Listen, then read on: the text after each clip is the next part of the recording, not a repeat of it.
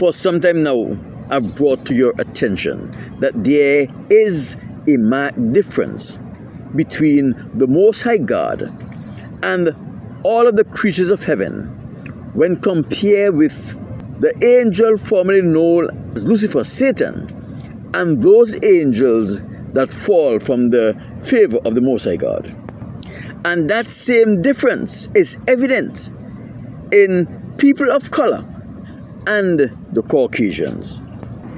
Anytime the Most High God, the Son of God, or any of the angels manifest themselves into something that is tangible, something that can be seen, and a description is given of their appearance, they are referred to as being either gold, bronze, burnished brass, or amber.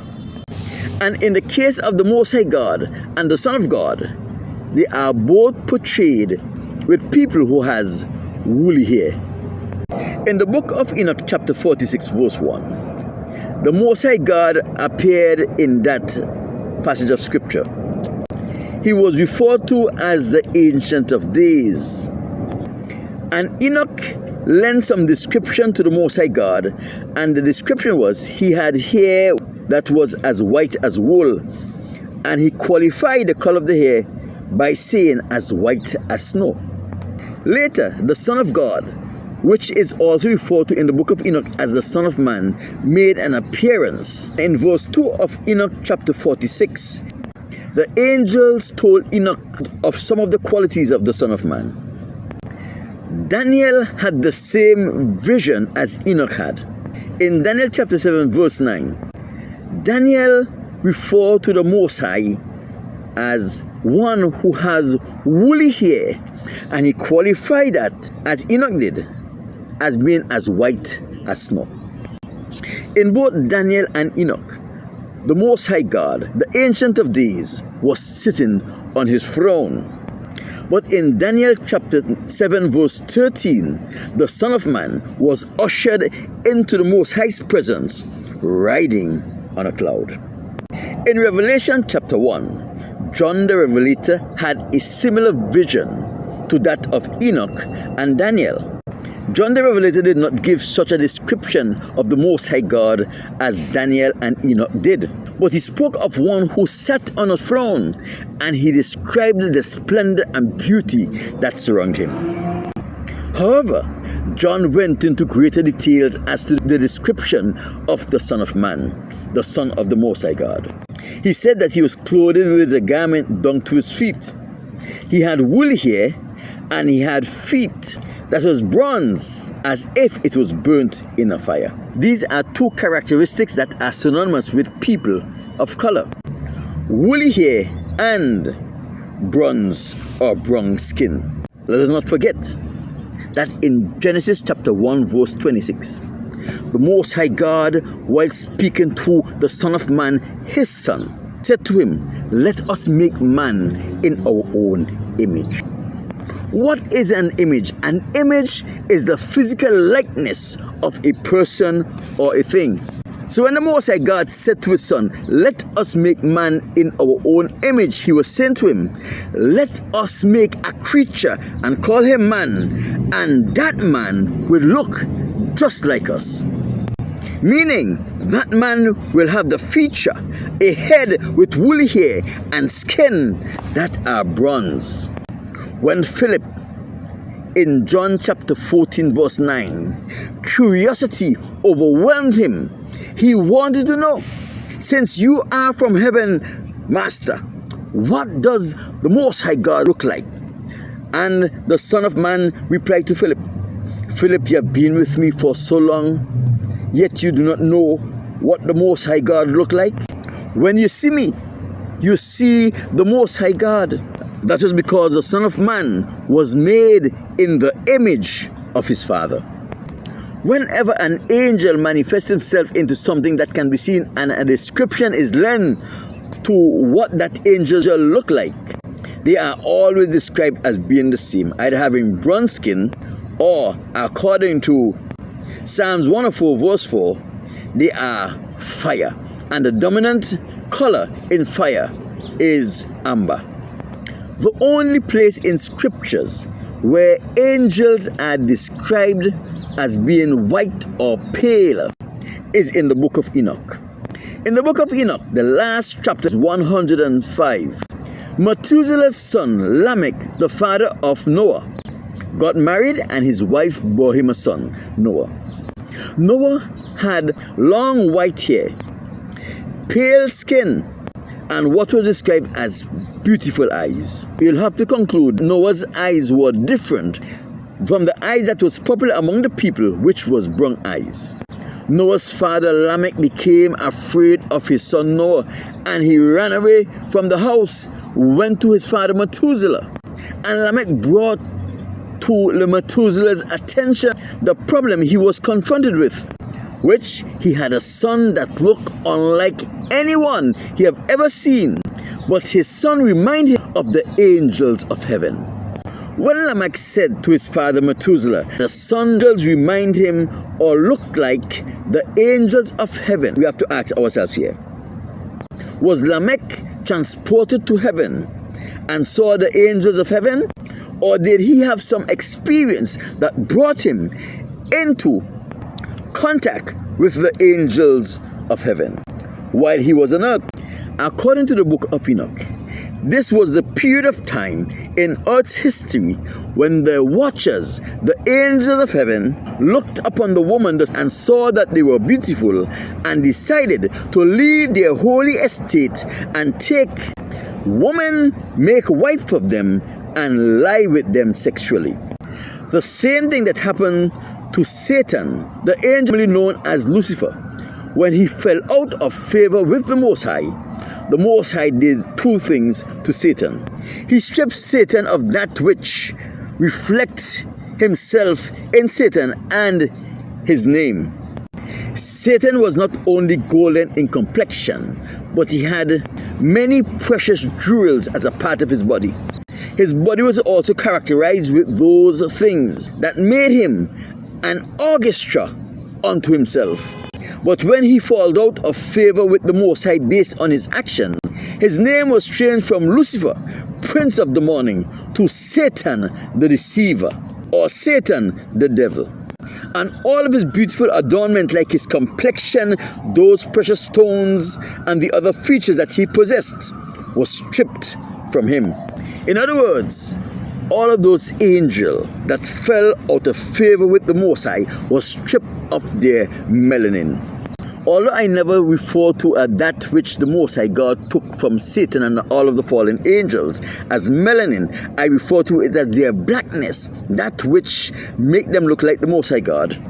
In Genesis chapter 3 verse 15, after Satan would have destroyed that which the Most High God had made in the image of himself and his son, man, the Most High God, in giving the first prophecy, said to Satan the deceiver, I will put hostility between you and the woman, and I will put hostility between your seed and the seed of the woman.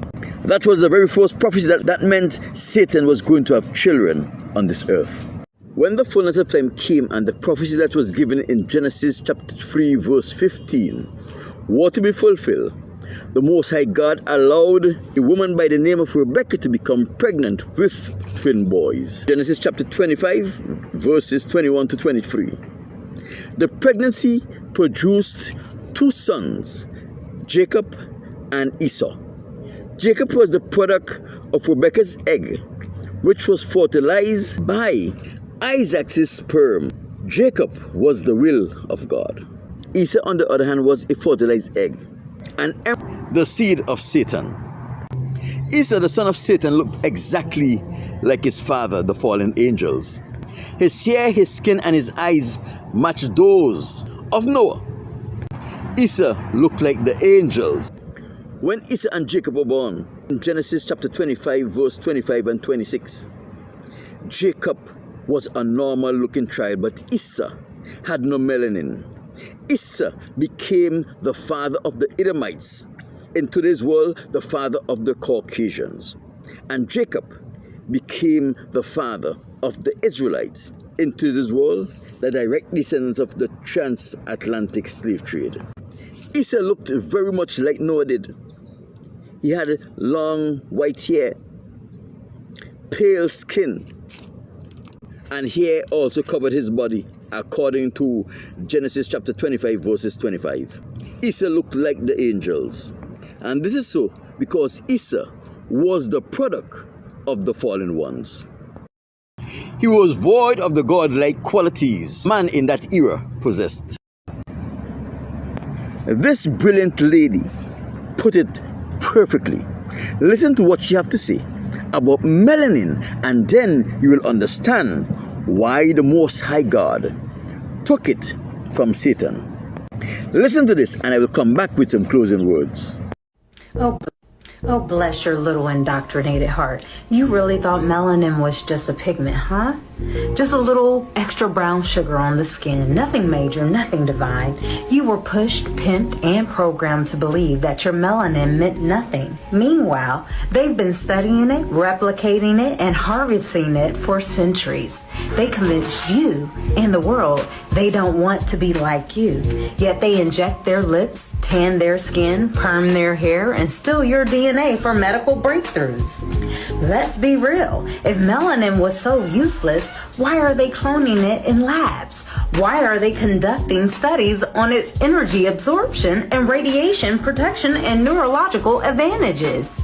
Be sure. Tell me again how you're inferior? They told you all men were created equal, but did they mean you? Funny, because the same ones preaching equality were the same ones who called you 3/5 of a human. Told you your brain was smaller while secretly documenting your genius. Built an entire medical industry off your literal cells. If we're all the same, explain this. Why does melanin absorb and convert sunlight into energy? Why does it protect against radiation? And while others burn under the same sun?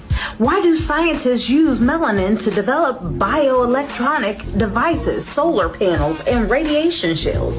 Sounds more like a superpower than a skin tone, doesn't it? But they couldn't let you know that. They had to convince you that your power was a curse, not a gift. And the best way to do that is to rewrite history.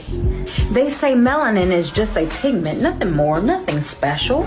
Oh really? That's cute. So explain this. If melanin is so insignificant, then why is it at the core of so much scientific discovery? But let's start with the basics. Melanin is a biological superconductor. It absorbs and transforms energy like chlorophyll in plants. Melanin protects the DNA and it shields against UV damage, preventing mutations and cancer. Melanin stores and releases energy, and scientists have found it to convert sunlight and even radiation into usable biochemical energy. In other words, melanin is alive and it's intelligent. But don't just take my word for it. Let's talk about those scientific receipts. What about Chernobyl? Well, did you know melanin containing fungi were thriving in the ruins of Chernobyl? While radiation was destroying everything else, these fungi absorbed it, converted it into energy, and kept growing. That's right, melanin can absorb radiation and turn it into power. Who would have thought that? Now ask yourself, if this happens in fungi, what do you think melanin is doing in your body? Let's talk about another receipt. Your brain is a powerhouse full of melanin. See, your brain is full of melanin, specifically neuromelanin, which regulates cognition, movement, and decision making. The substantia nigra, the part of the brain responsible of dopamine production, is highly melanated. More melanin equals higher brain efficiency. And let's talk about those disease preventions. See, neuromelanin absorbs and neutralizes toxins, heavy metals, and free radicals, things that causes neurodegenerative diseases like Alzheimer's and Parkinson's. This explains why black people have historically low rates of these diseases until they started feeding us neurotoxin food, fluoridated water, and chemical-laced medicines. But go ahead, tell me again how melanin is just a skin pigment. Let's look at this third receipt. Melanin and mitochondria DNA. See, it's an energy connection. The mitochondria DNA, your body's energy powerhouse, interacts directly with melanin. And you know what? Studies suggest that the melanin can enhance mitochondrial function, helping your cells produce more energy. This means melanated people have greater endurance, recovery ability, and cellular efficiencies. Now think about this. Why do they tell melanated people to avoid the sun? When sunlight activates your melanin and boosts your energy. Why do they tell us to wear sunscreen when melanin naturally protects against UV damage? Why are skin bleaching creams being pushed in Africa when melanin is literally a biological advantage? Because they don't want you to access your full power, people. Let's talk about Miss Henrietta Lacks, who's the immortal blueprint. Ah, yes, we'll talk about this woman's DNA and how it changed modern medicine forever. Henrietta Lacks cells, the HeLa cells, are still alive today and still replicating and still being used for cancer research, vaccine development, and gene modification, AIDS and COVID treatments. Her cells literally don't die. And guess what? Her DNA was filled with melanin. So let me ask again. If melanin is so useless, why are they still using her cells decades later? Let's talk about receipt number 5. How science is obsessed with melanin. Let's be real. Western science has spent centuries trying to understand, manipulate, and steal melanin's power. They're developing melanin-based solar panels because they know melanin is a perfect light absorber. Creating artificial melanin for medical implants because it's biocompatible and conducts electricity. They're studying melanin's ability to block radiation to create better spaces suited for astronauts. So tell me, if melanin was just a skin pigment, why is NASA interested? But science says melanin is everything. It absorbs energy, it protects DNA, it enhances brain function, it conducts electricity, it does what synthetic technology is still trying to replicate. Ye are the light of the world. A city set on a hill cannot be hid. That's in Matthew 5:14. Do you not know who you are? The truth was never hidden. It was just buried beneath lies. Now I want to show you guys something. Now here is where it gets funny. They tell you your culture is savage, primitive, and worthless, yet somehow they copy everything you do. Your music, stolen. Your fashion, stolen. Your dialect, stolen. Your medical discoveries, stolen. Your spiritual practices, stolen. Your very biological makeup, stolen. Literally. They call it primitive when we do it, but innovation when they do it. We had natural hairstyles, unprofessional. They wear it.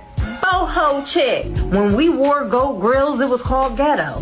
They do it, it's called trendy. When we use herbs and holistic healing that the Bible created, they called witchcraft. They repackaged and call it alternative medicine. And yet they still need us, still harvesting our organs, still studying our melanin, still using our DNA to advance their technology. So tell me, who's really superior? Let me help you connect the dots with this symptomatic theft and oppression. If this was just historical misunderstanding, why do they still work overtime to keep us suppressed? Why are black neighborhoods still the first to be poisoned with lead pipes, 5G towers, and chemical waste? Why are we mysteriously disappearing, only to be found with missing organs? Why are our resources, inventions, and culture exploited while we remain at the bottom of their systems? Because it was never about equality. It was always about control. They could not compete, so they had to oppress. They could not create, so they had to steal. They could not stand beside us, so they had to kneel on our necks. But the gag is, the truth will always rise. The uncomfortable truth and the reality. See, they don't want want to admit it, but deep down they know the first shall be last and the last shall be first. Isn't that what Matthew 20:16 says? And that time is coming. You can hide history in books. You can bury bodies in unmarked graves. You can rename and repackage African interventions, but you cannot kill what God himself created to reign, because we were made in his image. Ye are gods, and all of you are children of the Most High. Psalms 82:6. They tried to erase you, but you are the evidence of their deception. They tried to break you, but you are the proof that God's plan never fails. They tried to bury you, but you are the seed that keeps growing back. You are God's creation. You are the children of the Most High. See, here's the inevitable wrecking. Can you feel it? Can't you? See the shift, the awakening, the reckoning. You see it. The truth isn't something you can outrun forever. You can rewrite books, but you can't rewrite prophecy. For the nation and kingdom that will not serve thee shall perish. Yea, those nations shall be utterly wasted. Isaiah 60:12. The tables are turning and the veils are being lifted. The sleepers are awaking, and no amount of lies, manipulations, or stolen knowledge can stop what is coming. So tell me, are you going to wake up and take your power, or are you going to stay blind and led to believe and indoctrinated? Because ready or not, the truth is here and we are coming. Those people who are fortunate enough to have woolly hair and melanin means that the Most High God have equipped you with some God-like features. Features that should be honored and cherished. According to the dissertation that you've just listened to, melanin is an awesome quality. The people with melanin are physically and spiritually superior to those who don't have melanin. But we have the ability to corrupt such superiority. And such superiority is corrupted whenever we get involved in practices that is so ungodlike that God withdraws himself from us. Practices such as homosexuality, bestiality, and abortion. All it takes is one indulgence of one of these abominable acts, and it makes void all of the wonderful qualities that melanin possess and the manner in which it is able to help us. Today, the children of the evil one do not want us to speak about homosexuality, bestiality, and abortion and rape. It is their desire to do to us what their father, Satan, the deceiver, did to our father Adam.